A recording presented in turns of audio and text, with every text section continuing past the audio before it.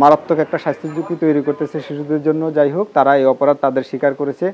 আর আমরা বলেছি যে এর আগেও যেহেতু তাদের বিরুদ্ধে আইনগত ব্যবস্থা গ্রহণ করা হয়েছিল, তারা পর্যায়ক্রমে অপরাধ কিন্তু করেই যাচ্ছে। তো এই চিপস অননুমোদিতভাবে আর উৎপাদন করতে পারবে না। বলে রাখি, তাদের বিএসটি এর অনুমোদন নেই। যতগুলি চিপস উৎপাদন করতেছে কোনোটারই বিএসটি এর অনুমোদন নেই, কাগজপত্র দেখাতে পারেনি। অপরাধ তারা স্বীকার করেছে। তো অপরাধ স্বীকারের প্রেক্ষিতে আমরা তাদেরকে ৩ লক্ষ টাকা অর্থদণ্ড করেছি।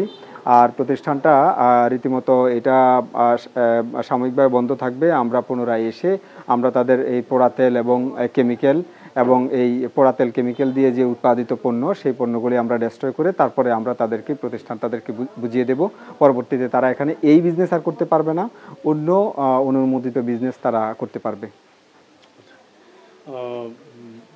মানে বারবার মানে আপনারা বলছেন যে একাধিকবার আপনারা এই করেছেন, তারপরে বলছেন এখন কি মানে সাময়িক বন্ধ? সাময়িক বন্ধ নয়, এটা চূড়ান্ত। তারা আর এই বিজনেস করবে না, এটা করতে পারবে না, এটা আমাদের নির্দেশনা দিয়ে দেব আমরা। তো তারা অন্য বিজনেস করবে। তাদেরকে আমরা ৩ লক্ষ টাকা অর্থদণ্ড করেছি এবং তারা 3 লক্ষ টাকা পরিশোধ করেছে। আমরা পরবর্তীতে আইনগত ব্যবস্থা গ্রহণ করব, যেটা হচ্ছে আমরা তাদেরকে চূড়ান্তভাবে তাদের এই কার্যক্রম চূড়ান্তভাবে বন্ধের আমরা তাদেরকে নোটিশ দেব এবং আমরা তাদের যে সমস্ত উৎপাদিত পণ্য এগুলি আমরা ধ্বংস করব। এই প্রতিষ্ঠানের নামটা কি একটু বলুন? প্রতিষ্ঠানের নাম হচ্ছে বিসমিল্লাহ ফুড প্রোডাক্টস। ঠিক আছে, ধন্যবাদ।